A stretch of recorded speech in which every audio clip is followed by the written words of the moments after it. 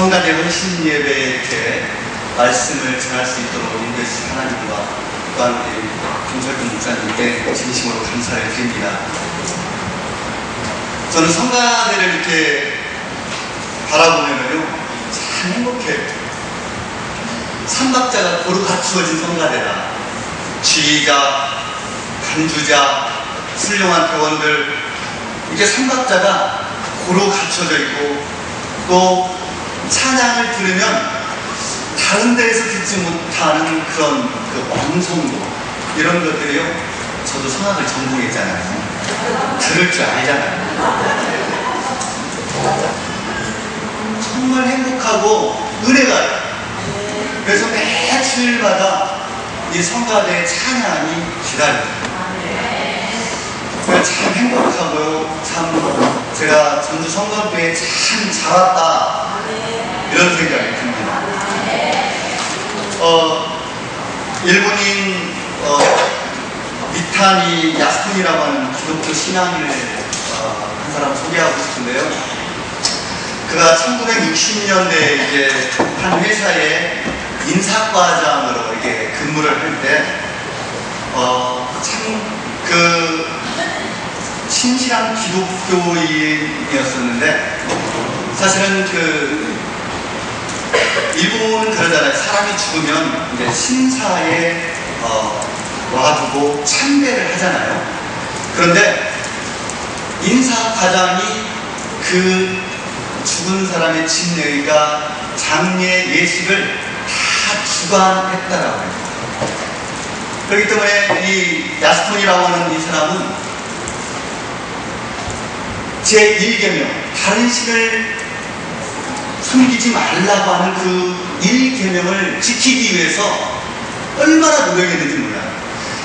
이 신사 참배를 하지 않기 위해서 이제 직장 상사에게 불려가서 그렇게 혼돈하고, 또 45년 동안 그 직장 생활을 하면서 3번의 자천을 당했고, 또 적자 회사에 이렇게 전출을 보내가지고 그런 피해를 고스란히 입었던 사람 중에 하나입니다.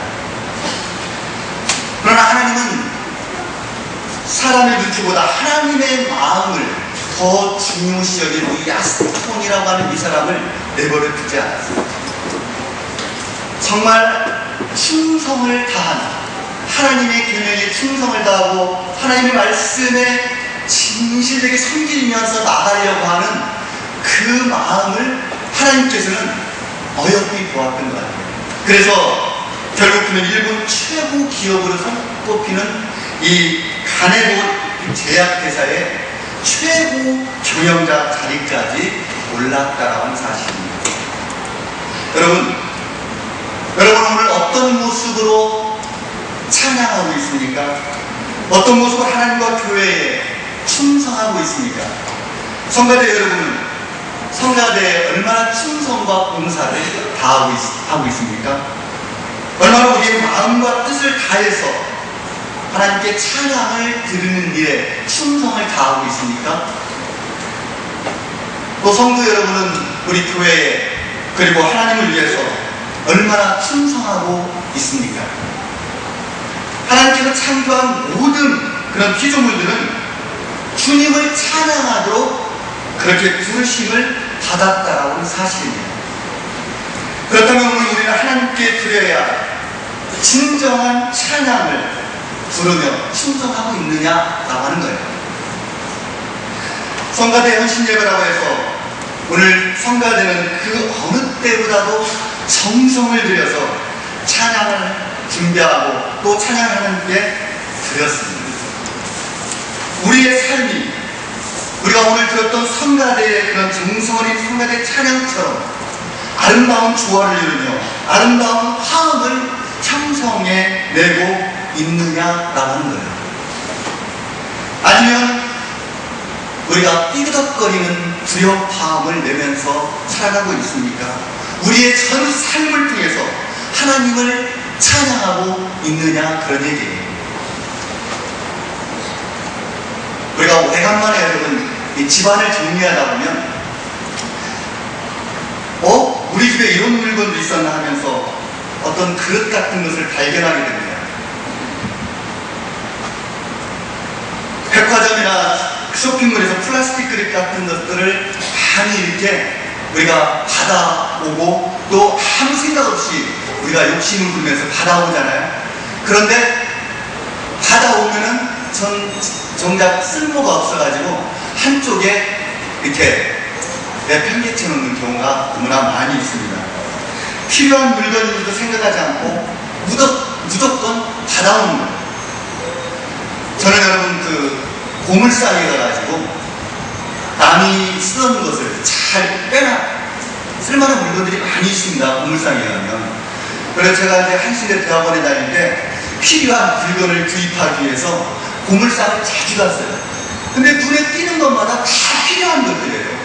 그런 필요한 것들을 저는 고물상에서 자주 사오곤 했습니다. 그래서 기숙사에서 자주 써먹곤 했는데요.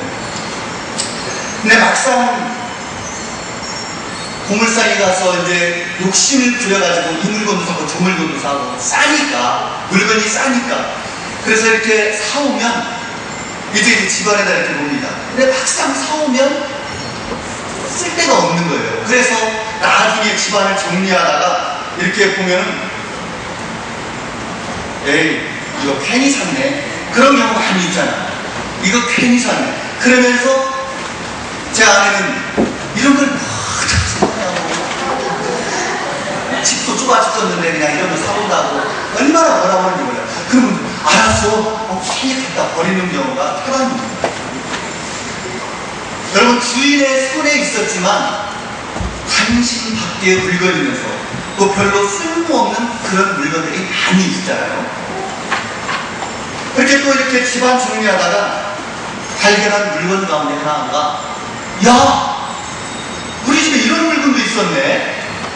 야, 이게 이런 물건이 어디 있었어? 하고 아주 반갑게 그 물건을 찾아가지고 쓰는 그런 경우도 있어요. 그렇죠? 그때부터 귀하게 그 물건을 이제 쓰는 경우가 있어요. 주인에게 잊혀졌던 물건이었지만 새롭게 발견되어가지고 주인의 사랑을 받으면서 귀하게 쓰는 그런 물건이 있다는 그런 얘기입니다. 반면에 우리가 애애하는 물건들도 있습니다. 이 물건을 앞에서 주인의 관심 받게 그 물건은 아닙니다만 매일 주인이 만지고 그리고 더러워지면 닦고 그리고 매일같이 이렇게 닦고 내 옆에 두면서 쓰는 물건이지만 그렇게 별로 귀중하게 생각하지 않는 그런 물건들이 있어요. 그 가운데는 깨지거나 그리고 흠집이 나면은 가차없이 버려버리는 그런 물건이 있잖아요. 아깝다는 생각이 안 들고 이건 깨져도 돼, 이건 흠집이 났으니까 빨리 버려야 돼 라고 하는 그런 생각을 가지고 버리는 물건들이 있어요.